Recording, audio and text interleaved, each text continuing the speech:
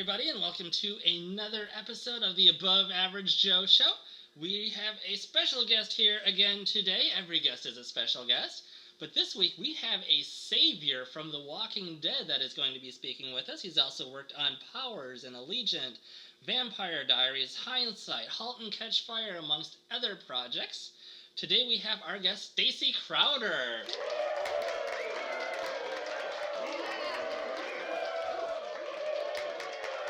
Thank you, everybody. Can I call you Joe, or do I have to call you Above Average, or Master, or AAJ? Savior. Savior Brothers. Savior Brother. Family. Both have been saviors. Family. Both have been family. A lot in common. Oh, for those of you listening, I am your host, Joe. Your mouth is all puffed up like a baboon's ass. Ouch.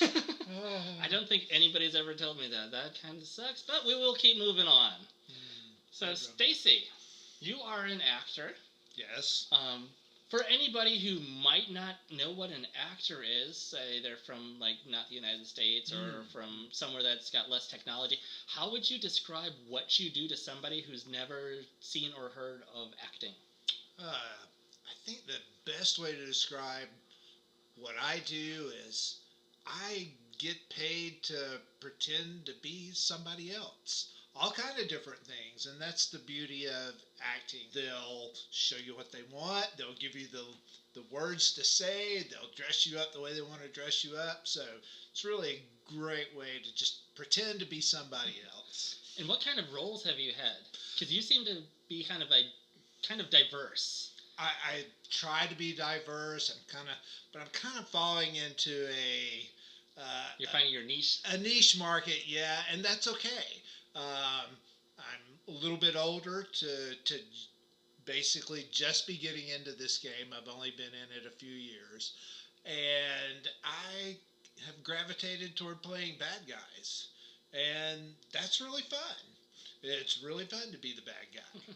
And is that something you feel that you can kind of relate to, or is this completely out of character for you, or is it somewhere in the middle to where, well, I used to be a bad guy, so I know where that's coming from, or are you having to do research to, I am such a good person that I don't know how to be bad, so you're having to figure out what they're wanting, or where are you coming from for these characters? It's a little bit of both. I was not the nicest guy in my 20s and 30s. I mean, I was a nice guy, but I wasn't necessarily on the right side of the law, even though I didn't go to jail or anything like that. But it was clean fun, and I enjoyed myself. But I have been around the unseemly elements that come with that lifestyle, so I have a little bit to draw on. I'm not a violent person, never been involved in gun violence or anything like that, but that you were willing to admit. Yeah, that I'm willing to admit. I would not let a stranger know that. Or 1,000 strangers, depending on how many people are listening. A bunch of strangers, exactly. But I like comedy also. I would like to move a little bit into that foray of acting talent.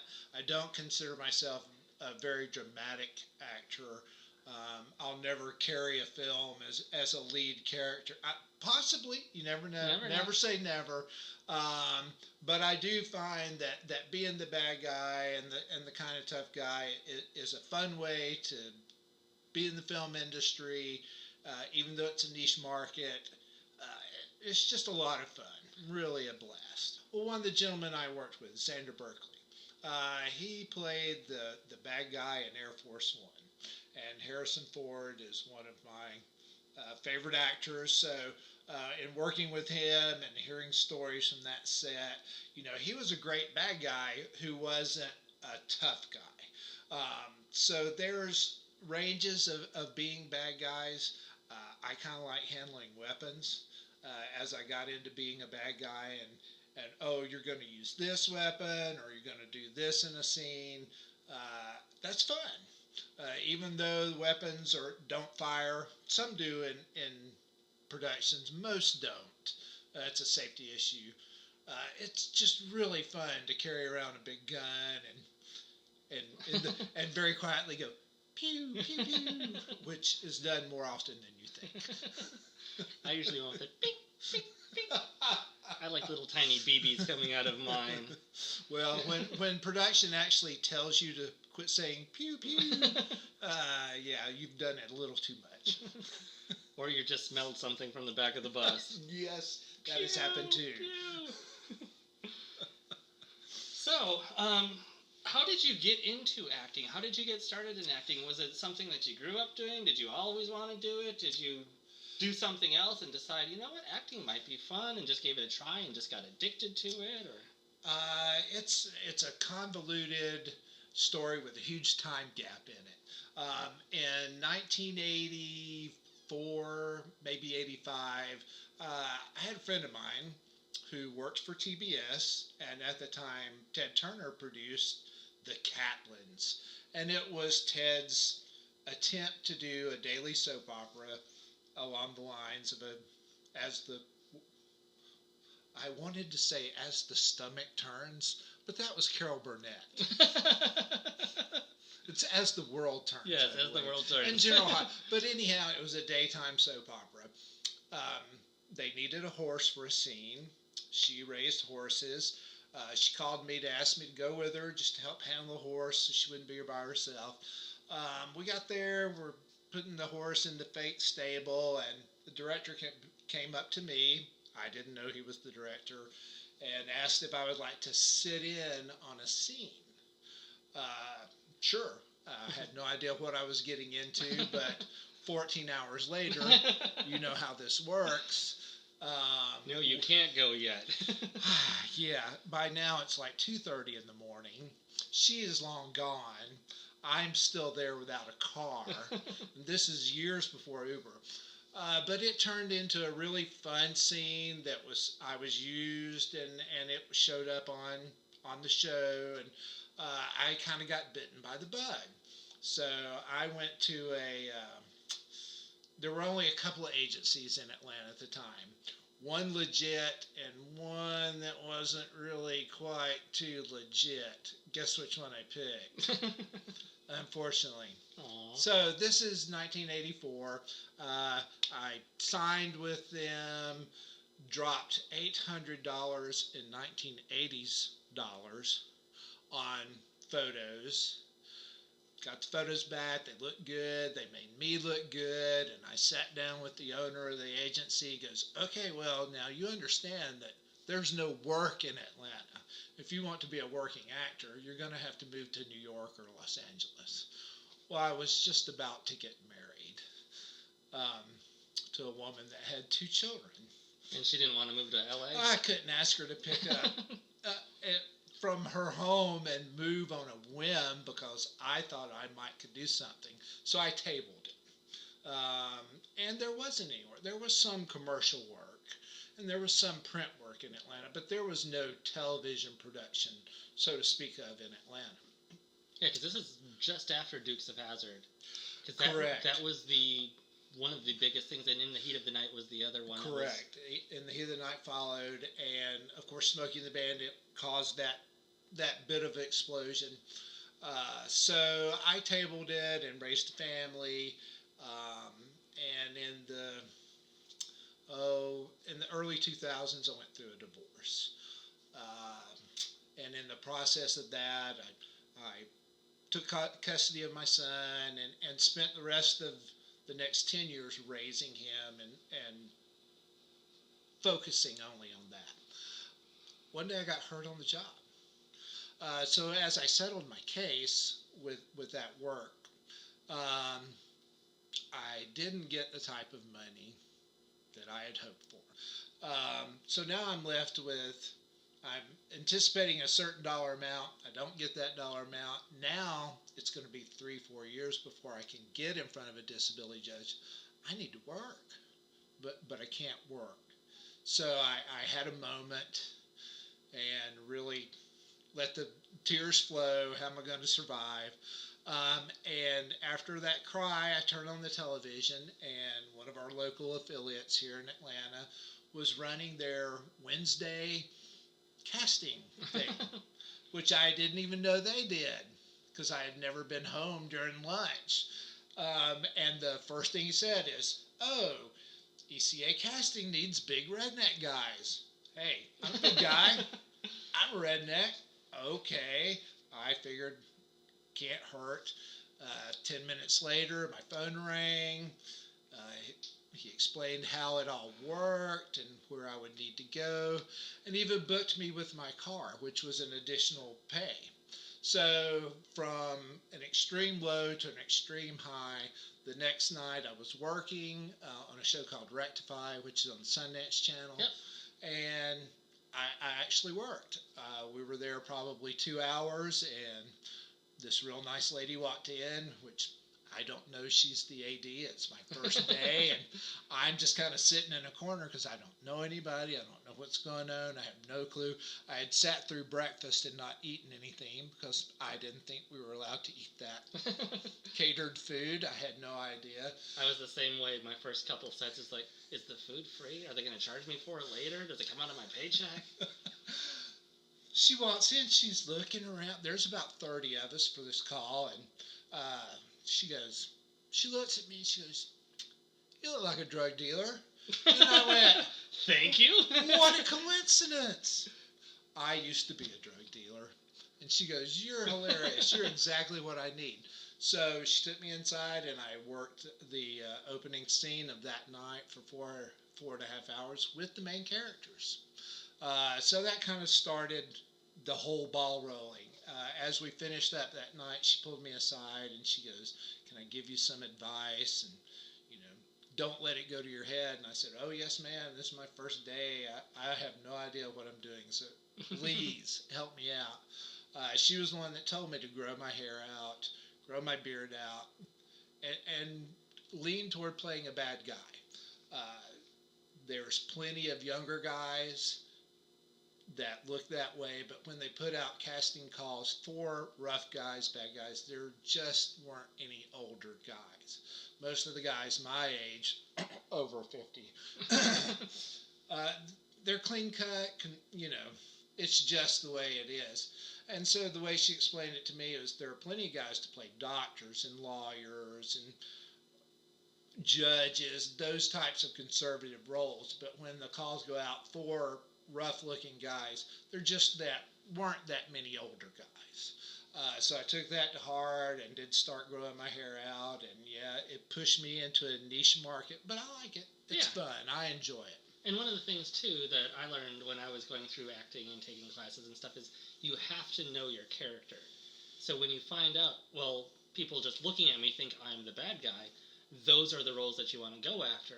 Because if you have that bad guy look and you try to be, I don't know, the nerd or the priest, it just doesn't work, and you're not going to get those roles because you just don't look like it. Absolutely. And this job is 80% how you look. Absolutely. And the other 20%, as long as you can act sometimes. And sometimes even overact. I've been told by directors on occasion that they liked my reaction or whatever I was doing, but to pull it back just a little bit and not be so animated or whatnot. And it's how you take that instruction and not let it bother you and just roll with it. That makes a difference because directors remember you from production to production. You always run into people you've worked with before. Which will lead into our next section. We're going to take a quick break first, and we will be right back.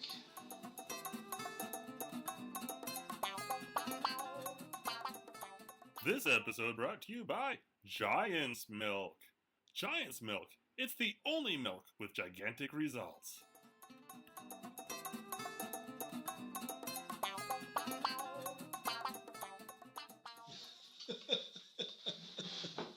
Welcome back, everybody, to the podcast. This is the Above Average Joe Show, along with STACEY CROWDER, who is our guest of the day, guest of honor. And we have actually worked on several projects together. We've worked on Insurgent together. I think we worked on Allegiant together also. We worked on Hindsight together. Oh, I'd forgotten about that. Yeah. And Powers.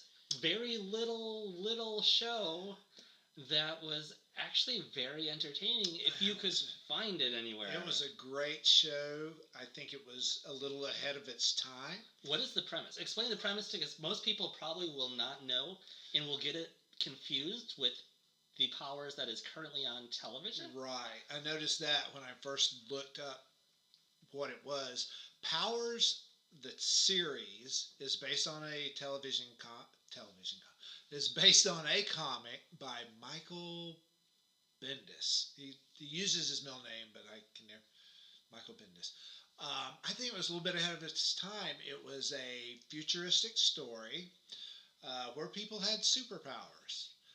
And it was normal for them. It right. wasn't like X-Men where they're, oh, you're a mutant and we're going to throw you away. Right. And you were either a good superhero or a bad superhero. And if you were a good one, then you had agency. You were a celebrity. Yeah, you were a celebrity. You had agents. You had your own clothing lines, things of that nature. But what we played, we were cops. Joe and I were detectives, and we worked for the Powers Division. And our job was to work with the good superheroes to solve crime and to capture the bad superhero. You call them super villains, the bad villains. It was a great show. Good scripts, good stars. We had Shalto Copley, very strong acting. Susan Hayward, and she was great. And I do believe it was a little bit ahead of its time because it was based on superheroes, but it was 4 years ago now. Yeah. And it was only available on the PlayStation Network. And even people who were on the PlayStation Network didn't really know how to go out and find it. I think if the producers had a secondary outlet such as Netflix or Hulu or something that Sony now owns, Crackle, they could have even put it on Crackle at that point. But it's a really good show. Special effects.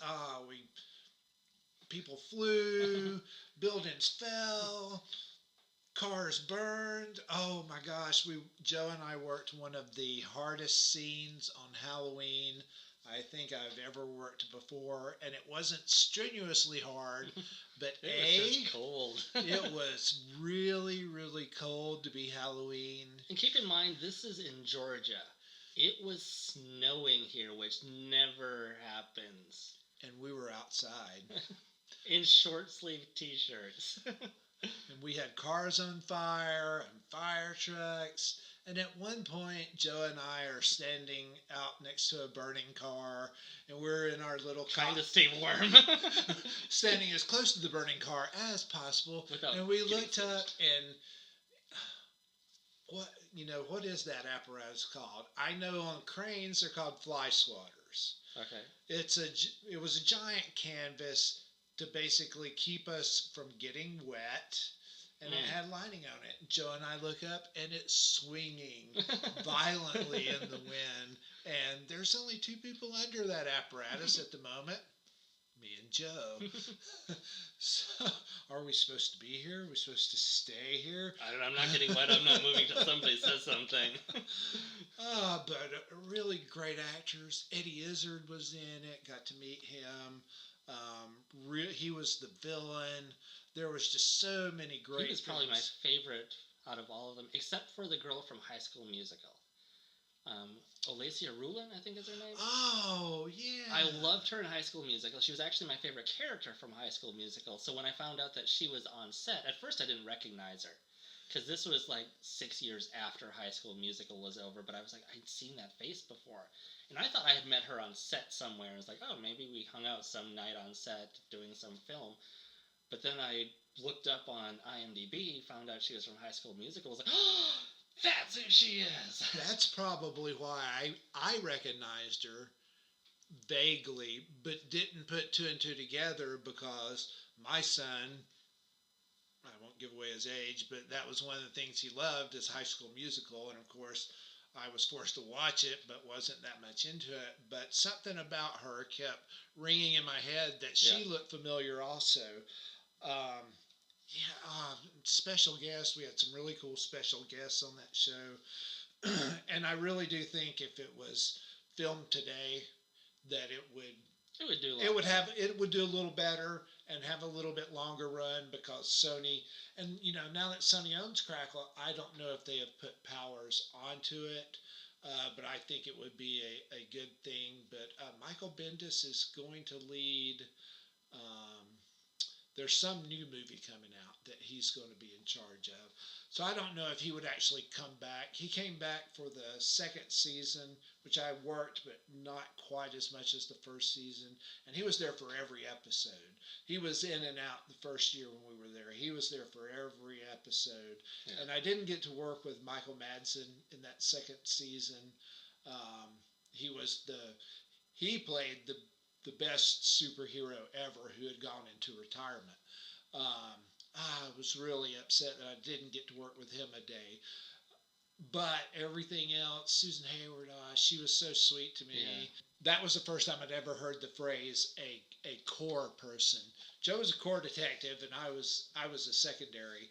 But Joe also did double duty on that show too. He was casting and acting, so Joe had no sleep during that series. Well, let's go ahead and take another quick break, and we will be right back with some more of Stacy.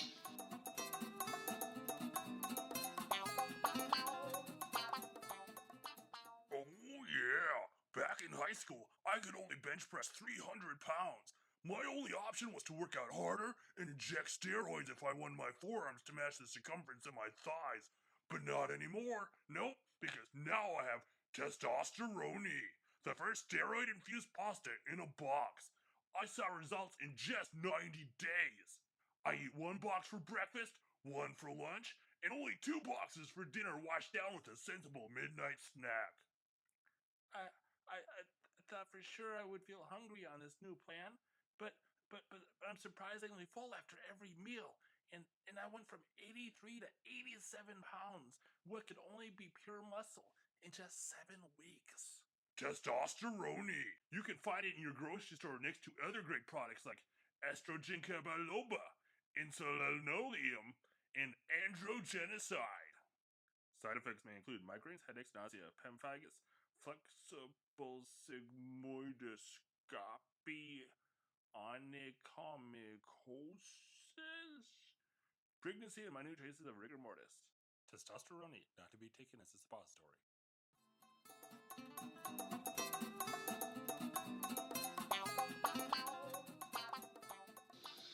Welcome back, everybody. We are still here with Stacy Crowder as our wonderful, talented guest. Oh, thanks so much. And Stacy has done quite a bit of time and got quite a bit of face time on a tiny little show that they filmed here in Sonoya, Georgia, which is in the middle of nowhere. The Walking... That's true. Something. What is it called? Walking... Oh, God. I almost said zombies. Don't. It's not the zombie show. There's no zombies. Don't. Oh, that is... They hate that. That is taboo. It is. They are walkers. And yes, The Walking Dead. Man, great how many seasons have you done on that now? On paper, 3 seasons. Technically, 2 years. The very last episode of season 6, which contained the big cliffhanger that the public hated tremendously. Was that when they took out Glenn? Well, it was the episode that would lead up to Glenn's loss. Yeah. The actual... Where nobody knew who got hit. Absolutely no one knew. Even Jeffrey Dean Morgan did not know. And he was the one with Lucille doing Absolutely. The punishment.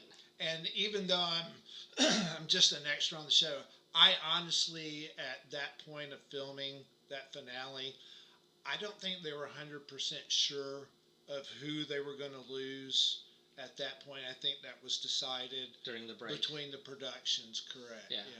Because I think they had planned on filming all of them, so nobody would actually know. That did happen. I'll get to that. When we were filming the finale, Jeffrey Dean Morgan would do us JDM. I'm gonna Your buddies with him I'm now. gonna just cut We're down to to the initials chase. SC.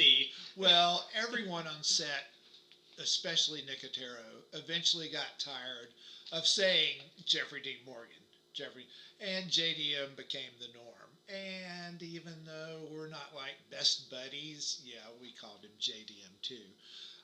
But he would end that spiel camera-wise on a different person, um, so that we as background would not know where the show was headed. And that's kind of why I feel like they really had not made the final decision on who was going to die in that episode at that point. But when we rolled over to season 7, we left that season wondering if we were going to return. We're just extras. But somebody made the point to a handful of us that were right there with the main principal players. I was right behind Daryl and Rosita. You guys will have to come back for continuity. So that was kind of a blessing, knowing, oh, hey, we're going to at least get to return for that episode. You've got a job coming up. Yeah, so even though it was blistering cold, both the finale and the first episode were near freezing all the time. But it was a lot of fun. We did 3 days of that very intense scene, and everybody was, especially the main principal actors. Sometimes you can say, "Hey, good afternoon" to main principal people, and they'll return. Everybody was just on a different plane for that episode. So we filmed those 3 overnights, and with those 2 deaths. And I get home, and about the time I get home, I get a call. How soon can you get back to set? And I said an hour and a half, maybe, with traffic. They're like, okay, we'll see you as soon as you get here. Wow. So 10 of us came back. And that was the night that the alternate kills were filmed. We didn't sign a separate NDA, but we were sat down by production and told we will take your life, your children's lives. Absolutely. You were selected because of a level of trust, and you're not going to be seen. It's primarily going to be from the waist down, but you're going to see all these other deaths. So anything happens, we know who's... And it was like a second unit. It was a very small production. And everybody got killed. Was that difficult for you to watch? I know that you've watched the show. You've now been with these people for a while. They are your friends and family. Is it hard to be in that moment on set, even though you know that it's all pretend and it's all fake? Is it still hard because they're such great actors to watch them die? Absolutely. They all really rose up for that episode, all the principals that were involved in that episode. And probably the only lighthearted part of the shoot was when Glenn comes out from the prosthetics trailer and his eyeball is already hanging out. He's like, hey, everybody. It's hard not to laugh, even though you know what's going on, but to see him turn it on and become that character in that moment, and Lauren to be upset as she is. I mean, everybody took it to the next level. So it was very, it was easy for background because after we cut, we could relax. Those principal actors really had to stay in that moment. And it was, I learned more in that 4 days about acting than I had in the 2 or 3 years of work I'd done before, simply by seeing that. And I learned a lot about directing. Greg Nicotero is an excellent director and knows how to pull things out of actors that you probably wouldn't see with someone else. But they all have worked together for so long. Seeing one of the basically original members die off. One of the few that were left. Yeah, it really tugged on everybody's heartstrings. Probably the hardest thing that I had to deal with was the scene where Negan tells Rick to cut Chandler's arm off. Now we're standing there and our direction is you're stone faced. You've seen this before. It's Negan's MO. Don't react. So here's Andy, just tears rolling down. And I actually floated away and thought, could I do this to my son? And before I knew it, I had a little tear rolling, and Norman Reedus happened to catch me with that tear rolling down, and it almost ruined the scene because it tickled him. And as soon as we cut, I looked right at him. I said, I'm not crying, you're crying. So there was a lighthearted moment. We got a little laugh from that. But yeah, it was a very intense week of filming. That's one thing that I liked about Norman. I only got to work as a savior for one night. Never even made it to set to be on camera, but we watched from the sidelines. So we were up at Hilltop sitting on the steps, and Norman Reedus was there. I don't even know if he did anything that night. He was just hanging out. Never saw him get called to set, but he's sitting there just smoking a cigarette, talking with the background, hanging out like everybody is somebody, which is one thing that I highly respected about him. He wasn't above anybody else. He wasn't off in his own little corner. He wasn't in monitor world. He's just somebody like you and me still. Absolutely. Yeah, I interacted with him several times over the 3 seasons that I did. He's just a regular guy.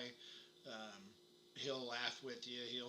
He'll cut you dirty looks occasionally. I made a comment one time about Austin Melio, that Norman's bite was growing on him, and watch out for that vest. Didn't know that Norman was standing right beside me at the time, and Norman's like, oh, really? And I was like, oh, I probably shouldn't have said that. He's like, it's all right. It's funny. But no, they all are. It's really amazing that they're all real down-to-earth people.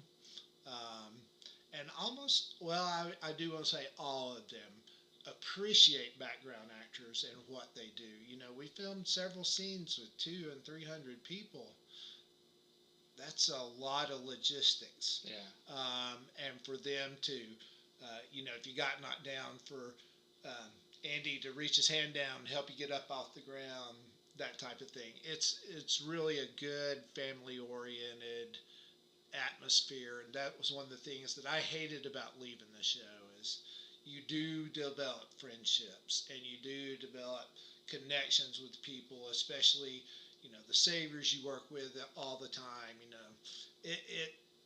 It's a little bit of a I can't think of the word other than just family atmosphere. I really grew attached to it. And you met a demise at the end of it all, to where it was. It wasn't a happy ending for you. Wasn't really what I had hoped for. I mean, hey, we would all love to still be filming, but episode 13 of the 8th season, I had been captured, and I knew as part of that group, being captured was not going to be a good sign. This was episode 1 of the season. Either we're going to escape or we're going to get killed, one or the other. So episode 13 was my demise, and I'm headed for the first day of filming, and it's an overnight shoot, and I'm not thinking anything about it. And I get relatively close to Sonoya, and I get a text, and I look at my phone. This was before it was illegal to look at your phone. And it simply says, sorry, dude, you're not going to survive the night. And I said, did I read that right? Was it from a recognized number at least? Or it was from the casting director. Okay. Yeah, it was a recognized number. So it wasn't a random number just telling you, Yeah. guess what, I've been watching you. So I pull off, and I pull in a parking space, and I read it again. Yeah, it's from the casting director, and that's all it says is, sorry, dude, you're not going to survive the night. So I get to set, and I hop on the bus. Most times when you're shooting with our group, there were 30 to 40 of us in the cage. So they have a people mover. For those of you who don't know, that's like a 20-person bus. So the driver, I'm telling him, I'm like, it's my last night. They're going to kill me off. Oh, no, they're going to kill you. Oh. I go to wardrobe, and I'm talking to them. I'm like, I'm going to miss you guys. Thanks for being so nice. They're like, oh, it's you who's done. Oh, you can't have your jacket. And I'm like, wait, you've made me wear this jacket for 3 years in blazing hot sun. It's 11. Everybody's going to know something's up. They're like, you can't get blood on it. And I'm like, I'm going to get bloody. Oh, interesting. Okay. So I go and I'm getting some coffee from catering. I'm telling the caterers goodbye. And they're like, oh, we'll cook you something special. And I'm like, oh, that's cool, but no, don't do that. And about that time, one of the ADs walks up to me and pulls me aside and he goes, what the hell are you doing? And I'm like, I got my text that I'm dying tonight. He's like, yeah, you're dying tonight, but you know we shoot out of order. You got to come back for 4 more days and film. And I'm like, oh. He goes, you should have figured that out. And I'm like, no, okay.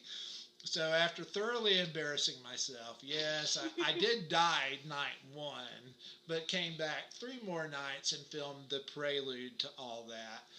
So it was a great episode. Xander Berkeley found out I was dying. He didn't know it was me. And we had worked the whole summer in the cage together. So he's like, oh, wow, we need to take a selfie together. Well, everybody on the balcony is in the selfie. And it's a great picture by Xander. And the night of my death, he tweeted the photo out. And he's been really a great guy. I've run into him at 2 or 3 of the cons. And he always speaks to me. We'll always take 10, 15 minutes to talk and reflect. And hopefully, again, somewhere down the road, I'll get to work with him. He was really a great person that gave me a lot of advice. Considering my age and not really coming up in the acting world, how to get experience without sinking a bunch of money into classes, because I'm a little too old for that at this point. So there's a lot of good advice he gave me to expand on my acting career without really killing myself about trying to meet all these criteria that most directors ask for. And did you get to die on screen? Yes, I did. It was an on-screen death. Where can people see you? Well, if you have season 8 on DVD or Blu-ray, it is episode 13. If not, I believe it's on Netflix already. And you can, they always run marathons on Sunday. So you can always catch it then. But that's really the only places I know where you can actually see it. But like in the scene, what were you doing in the scene? Oh, in the scene. Sorry. Not where can I buy the DVD? Okay. Sorry, they teach us to do that. But if any of those places want to sponsor the podcast, I am more than open to it. That would be nice. The scene, it runs similar to this. On the balcony, Maggie is talking to Simon. We have some of your guys. He's like, we don't care. They're dead to us anyway. And they shoot tainted arrows into Hilltop. One of our people gets hit, but we don't know they're tainted. And she's just scratched. During the night, people start turning. And we're all looking out of our cage at the Hilltop, watching people yell and scream as she turns. She bites a gentleman to her right. And we all realize we have somebody in the cage that's turned. And as we react, she turns around and attacks me and basically tackles me, takes me to the ground. But it is an on-screen death. It's in plain view, but it's not a close-up. We did film some close-up work. But with editing, we know, listeners might not know, they cut a lot out. They really do. And that's one of the things that people go, oh, you should tell us when you're going to be on. Well, it never fails. You never know. Tell somebody that you're going to be on, you're not seen. I would rather wait till after the fact and go, hey, I was on, because you know as well as I know. You'll be in 100 scenes. You'll never be seen once. Yeah. It's all up to editing. And you just never know. Even certain things that I saw filmed, on various shows that you go, oh, that's going to look great on film, and then you don't see it in the final product. It is really amazing how much stuff does not make it to screen. Yeah. It's amazing. Especially with Walking Dead, knowing a bunch of people that have worked on it, knowing one of the DPs that worked on it, having friends that have been walkers that have worked in Woodbury, that have worked in Alexandria and Hilltop, there is so much that gets cut out from that show because they typically will film about 2 hours worth of scenes, and then they have to get it down to under an hour because of AMC. Even with the finales, for some reason, AMC does not let them do the full 2 hours. I'm really am surprised since it's their number one show that they don't. Now, they will allow longer running episodes here and there. Yeah, but slightly longer. Yeah, I am really surprised in these big finales and things of that nature that they don't allow a 2-hour episode. Yeah. It's just, it's not my money, not my network. Exactly. It's not my decision, although I wish it was. And with all of this that you've been doing on The Walking Dead, you've been able to do conventions, and you have a charity bash in May that's coming up. That's correct. The charity event is called the Camp Merrimack Charity Bash, and it is, excuse me, it's Memorial Day weekend on May the 24th, and it's all for charity. I'm sorry, I said May the 24th. May the 25th, and it's actually late afternoon into the evening. It's 4 to 11. It is put together by Oscar Rodriguez, who's one of the premier artists that do the conventions. They did something similar last year and had a really good turnout and not quite big enough space. So he moved the event to a place called Camp Merrimack, which is Merrimack Lake. It is in Sonoya, and it's a much bigger place. It's being run through Eventbrite, and the tickets are free. There's no charge to come. Wow. Then how is it a charity bash if they're not making any money? Well, almost, I don't know how many people. Most people, such as myself, are donating whatever they sell. Some people have, they'll be artists, vendors, principal actors from the show, background actors such as myself who have extended runs on the show. Peter Zimmerman, who is one of the Hilltop Guards, he's actually a recording artist. He's going to play a set. But there are a lot of things going on. Even though the tickets are free, there are some bundled tickets that come with some extra perks. One is the trivia night ticket, which is the night before. They're only selling 65 of these because it's at the Sonoya Cafe, limited space. But they're going to assign random teams, and various principals from the show will be the team captains. And all that money goes to the charities. There's also a ticket bundle, which includes your admission, food, selfie of your choice, priority line. I don't know how that will work. There's a lot of us there. I don't assume it's going to be like a convention where you're going to need gold and platinum member lines. So it's basically just a laid back event. All the income from those bundled tickets go to the charities, and the charities are a couple of really good ones. Backpack Buddies of Georgia, which non-perishable food, school supplies, all throughout Georgia, and the SAAG, Southern Animal Alliance Group. They will also be there, and they'll have a collection area if you want to bring pet toys, pet food, anything pet related. They'll be happy, or of course cash donations. They'll be happy to take your donation there at the event. Basically, it is really just set up for you to spend your money on what you want. So it'll be a little bit of everything. You going to see a lot of artists there. The black and white guy, who is one of the outstanding pencil artists. Oscar is a tremendous, tremendous artist who does both comic book art and art from the show. So he has a little bit of both. Keychains, fobs, and we're also going to have a scavenger hunt. I really don't know what that entails, but I'm probably going to take part in that. I'm not sure if we're going to be hunting at the actual park where we're at, if it involves all of Sonoya. Not really sure. I'm excited about that. Is that a free-for-all or a team hunt? I couldn't find... No details yet. Okay. I couldn't find exact details. It just says, and a scavenger hunt, and of course, can't be The Walking Dead without a cosplay contest. So there'll be a lot of good stuff down there to really just enjoy your day. If you've never been to Sonoya, there are a ton of things to do down there. Nick and Norm's, free plug for them. Free plug for them. Food's delicious there. Oh, the food is great.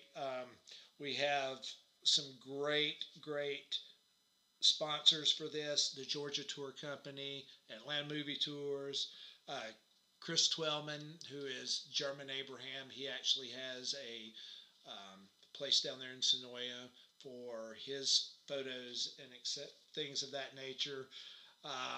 McMaster Barbecue is going to provide the food. And just for a quick free plug for my friends that you just mentioned, the Atlanta Movie Tours.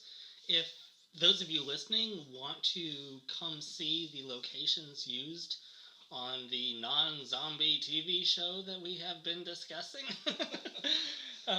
they do an amazing tour. I've gone on both of their tours. Well, I don't know. They might have like 3 or 4 now. I've been on the first 2 tours that they had, and both of them are very iconic places that you go and see. You see where Rick was stuck under the tank down at 5 Points, and you see where they had the, what was it? It was like a gladiator ring. They bring you to the gladiator ring where Merle and Daryl face off against each other, and they bring you to all of these locations that you can see firsthand where they filmed all of these shots. That's like, oh, this is from season 1, this is from season 4, this is from season 3. And they take you to everywhere other than the farm, because they're not allowed there, which, just heads up, if you're trying to get to the farm, do not go.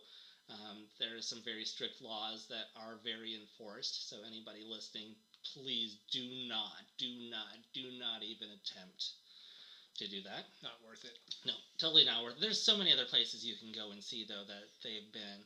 You can see where the governor and Rick played chess together. You can see the don't open, dead inside doors. And that's actually very... And they have the cell. Who's in the cell? I'm drawing a blank. It's actually in Sonoya. I remember the cell, and I can't remember the guy's name. I can't either. And the guy that had all of the spears, they bring you up to the room that he was staying in, and they show where the big axe would drop through the doorway if somebody entered through the door. Oh, yeah. All the graffiti that's up there. They had to redo the graffiti, though, which they took photos from the actual show and tried to repaint it as good as possible, because once the show was done, they went and painted it all back to a solid color. Oh. Because that's what they have to do by contract. Let's put it back how they found it. Absolutely. And there are so many signs in Sonoya and Griffin and the surrounding areas that you will know if The Walking Dead is filming there soon, because they have bright yellow signs that say, "Do not mow." And having been a fan for the last, since it started, I've been a fan since day one, actually. Going down to Sonoya before they built Alexandria, and then going there after, was such a huge change, to where all of a sudden there's this city with walls in the middle of their tiny little town. And people really live there. Yeah. We were on set one day in Alexandria, and a garage door started opening, and I was leaning against it, and it freaked me out, and we thought it just opened on its own, and there's a Mercedes in the condo garage, and here comes a lady getting into her car, and I have to go up to a PA, and I say, "People actually live in here?" He's like, oh Yeah, it's actual real estate. Several producers live there. And I'm like, so they don't mind us filming it all out? Oh, they don't really like it, But they're producers and making money, yeah, so they're they okay. need the money too. They're compensated well for it. Absolutely, absolutely. Well, let's go ahead and take another quick break, and we will be right back with some more of Stacy.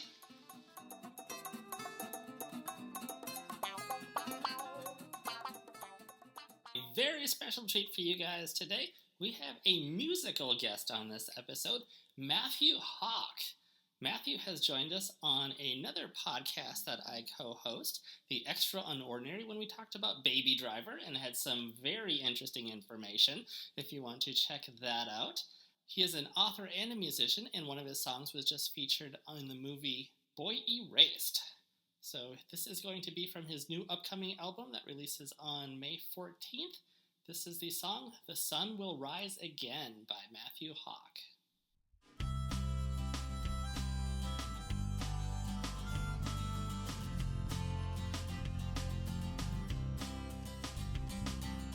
As the darkness fills the sky, doubt and fear come with the night.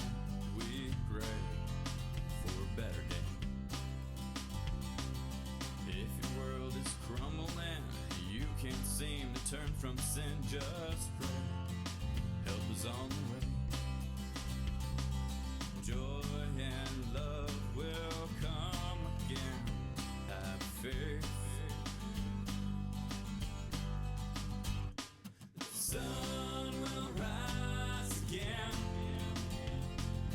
Put your faith in God above, and He will fill you with His love. The sun will rise again. There is hope, there is joy, there is freedom in the Lord.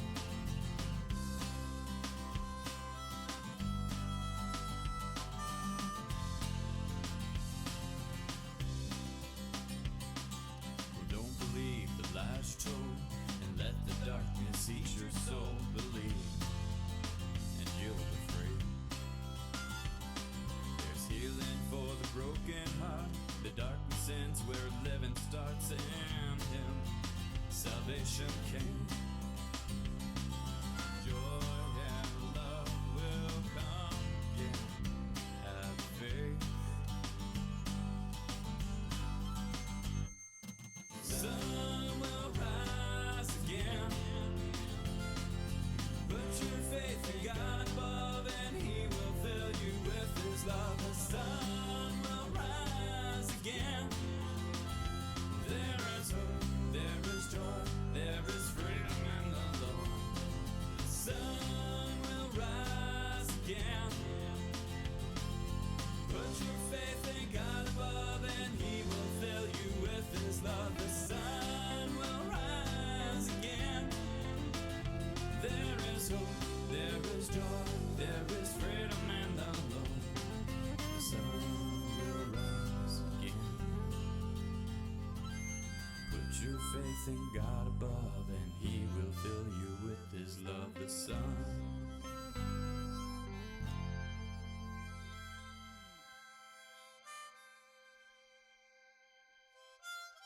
The sun will rise again. Put your faith in God above, and He will fill you with His love. The sun will rise again. There is hope, there is joy, there is freedom in the Lord.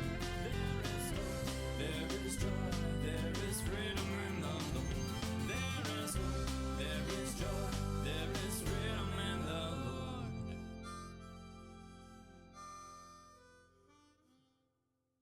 Thank you again for that, Matthew Hawk. And we are going to go ahead and go back to our episode for a little bit more with STACEY CROWDER.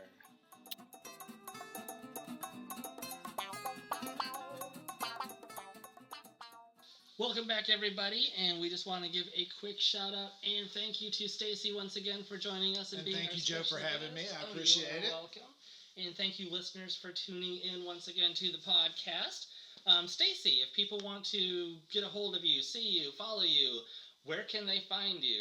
I'm on all social media at one easy entry at actor Stacy, one word, CEY, not IE, not I, not CY, CEY. Twitter, Instagram, Facebook, all at actor Stacy. Cool, awesome. And I want to thank everybody once again for tuning in, and we will see you and hear from you next time.